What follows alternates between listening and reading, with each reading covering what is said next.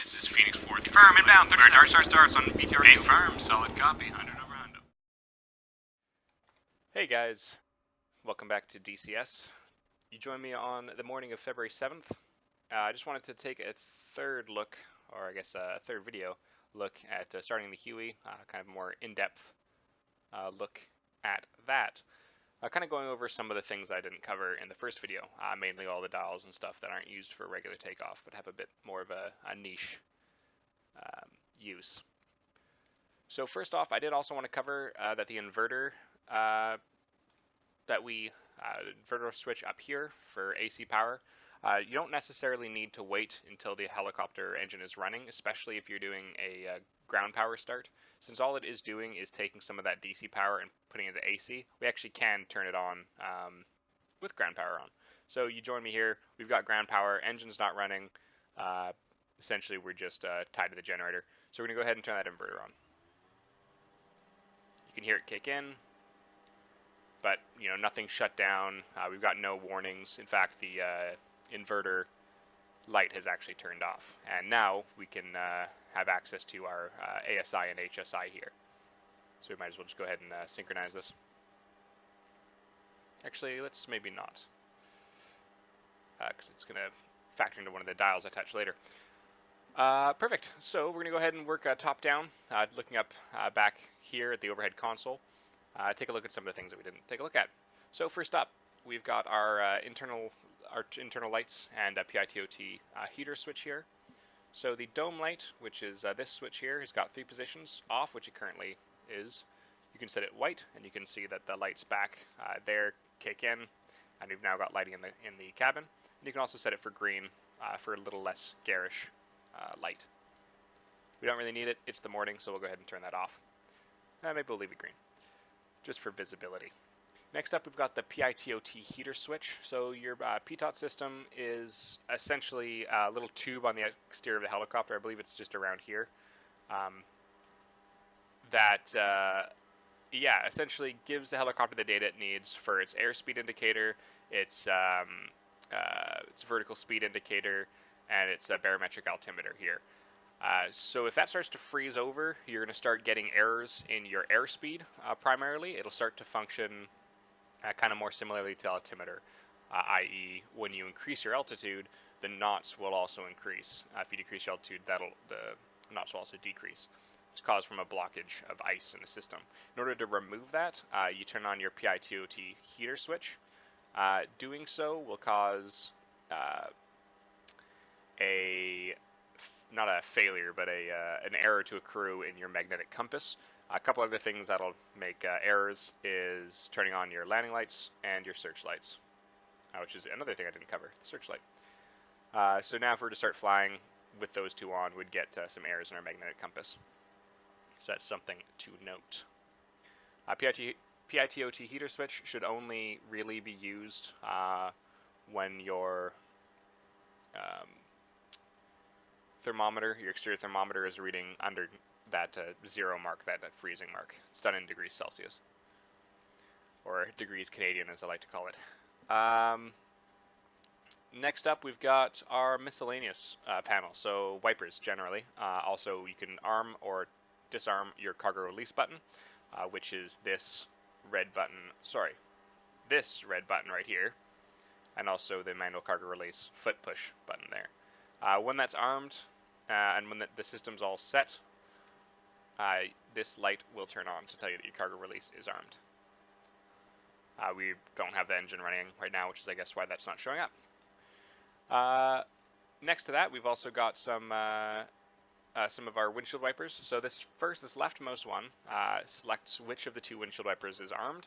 So right now it's set to the middle position, which is both, but you can make it so that only the pilot's windshield wipers work or only the co-pilot's windshield wipers work. Just for this example, we'll set it to pilot. This dial next to it governs how fast the windshield wipers go. So that's now slow. If I were to set that down to both, or there it is, co-pilot, you'll see just the co-pilot one go, and both will make them both go, although out of time, which is so bad to look at. You can set it to medium, and of course high. And if you turn it off, they'll be sitting in the middle of your screen, which is obnoxious. So if you left click, it's a spring-loaded park switch. So as soon as I let go, that park kicks back to off. Just below that, we've got our cabin heating. The aft outlet doesn't work, but the bleed air does. Cabin heating is cabin heating. It's a simulation, so you're not really going to get cold, unless, of course, you're really into the simulation.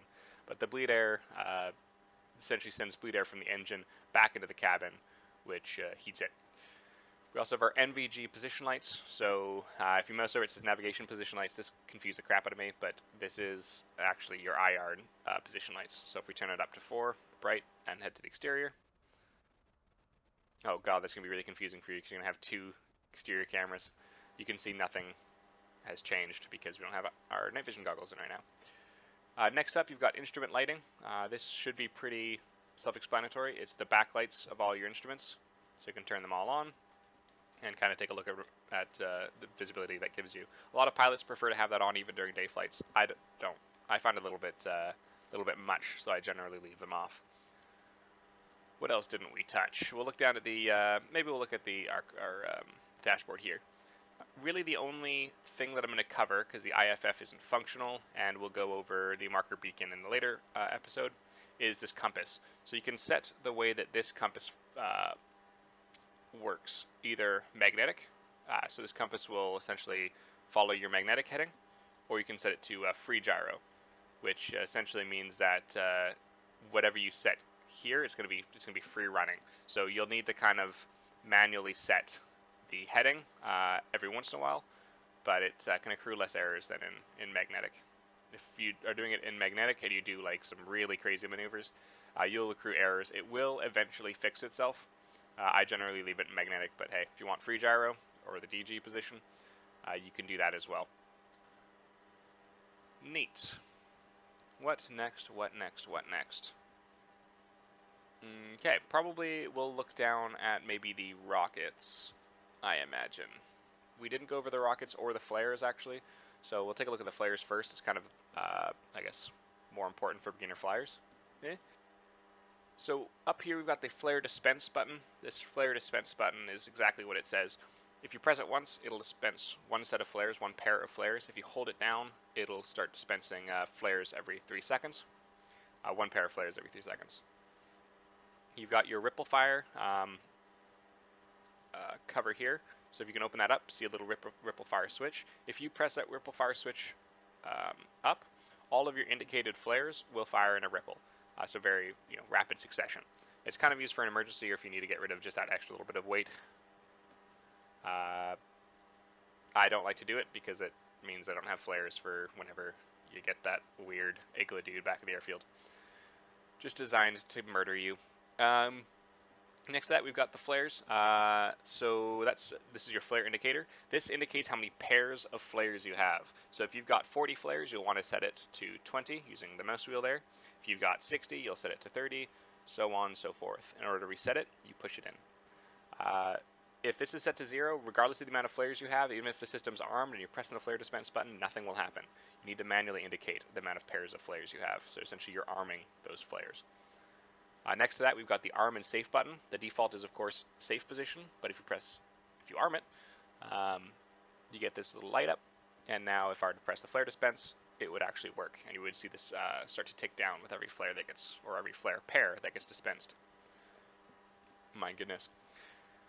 Next to that, we've got the armament selectors. So here's 2 positions really for this guy. You can set it to 7.62, which is the forward-facing miniguns that your co-pilots got access to, or your 2.75-inch folding fin rockets, which the pilot can fire. This selects which of the 2 is armed. It can also be used as a safety switch, so if you do not have a 7.62, you'll set it down to 7.62 for safety, and if you don't have 2.75-inch folding fin rockets, you'll set it to the middle position to ensure that that's safe. An additional safety for the rockets is this rocket pair selector switch. You can select the amount of pairs of rockets you'll fire per button depress, per button. At 0, obviously 0 pairs fire. 1, you'll get 1 pair, so 2 rockets all the way up to 14. If you set to 0, it's a safety. Can't stress that enough. You can do a rocket reset, so you can reset the amount of rockets that the system believes it has. Useful, I imagine. Yeah. For the jettison button, you can switch up the cover here, and you can literally just jettison your FFAR pods. Very, very handy. You also have got your gun selector. So when you have the forward-facing miniguns that your co-pilot has access to, you can set both of them to be armed, or just your left, or just your right. This is kind of the switch that allows you to do that. You can also set it safe or armed, or just entirely off. So safe, green light, good. Armed, red light, kill things. Kind of how it works. Lastly, I'll just be going over some of the buttons that we missed on the stick. So for the cyclic, I would really suggest binding all of the buttons here to something on your actual stick at home. This button here is the armament fire switch. So if I were to press that, nothing happens. Good. Thank you. I probably haven't bound it. It's kind of funny. But this button, if you press it, it fires your rockets.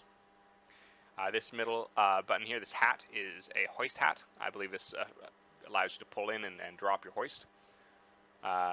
This down here is the cargo release, as we already said. Trim up here, we already covered that.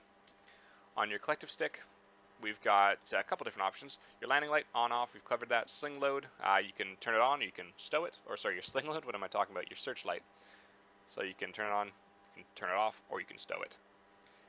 So stowing just pulls it back up into the system. On. You've also got, with your sling light here, a hat. This is actually what I have bound on my stick. Apparently also view, that's annoying. So for this hat, this moves your searchlight around. Maybe we'll extend it and see if we can't kind of show that. So there, my searchlight is fully extended. I can now move it front and back, or side to side, using that hat. Lovely. We'll go ahead and just stow that. That'll be annoying. Your landing light here is your landing light. Went over that, I believe. You can extend it, you can retract it, or you can turn it off. Handy dandy. Next to here is your governor increase decrease button. So when you turn on your helicopter with your governor fully engaged, the rotor should sit somewhere in the screen, ideally at 3300 on the rotor RPMs and 6600 on the engine RPMs. If it's sitting below or above that, or if you want to get more power out of your helicopter or maybe less, you can increase or decrease the resting RPMs of the governor using this. So you'll hold it up in order to increase, and you'll hold it down in order to decrease. Can be handy, especially if you're running with heavier loads or you need to kind of fine-tune your governor a little bit. It's a great alternative to just going full emergency governor, as you can forget that you have full access to your throttle. We also have our engine stop switch, so if we press that down, maybe it's best to show it. So if we take a look up here on the top left, you can see this throttle will turn. You may notice that when we started, it was kind of down here. That was off. But when I pull it all the way back down, it stops at idle. If I want to turn the throttle off, I depress this button and then roll it down a little bit more. And now the throttle is off. It's good for shutting down the engine, obvi. Lastly, we've got another fuse board down here. These fuse boards work for your AC panel, or for your AC circuits, as opposed to the DC ones up top. I believe that just about covers it. If you noticed anything I missed, please send me a message or leave a comment, or however you want to do it, and I'll see if I can't make a video to cover it. The only things that I haven't gone over should be the navigation aids. I would prefer to cover that in an actual flying video, just to kind of, I don't know, give you a bit more of a visual representation of what those do. I'd find that would be a lot easier of a way to learn. So we'll cover that in a future video. Hope you enjoyed this one, and hope you enjoyed this little turning on series. Hope to see you for the next series. Have a good evening.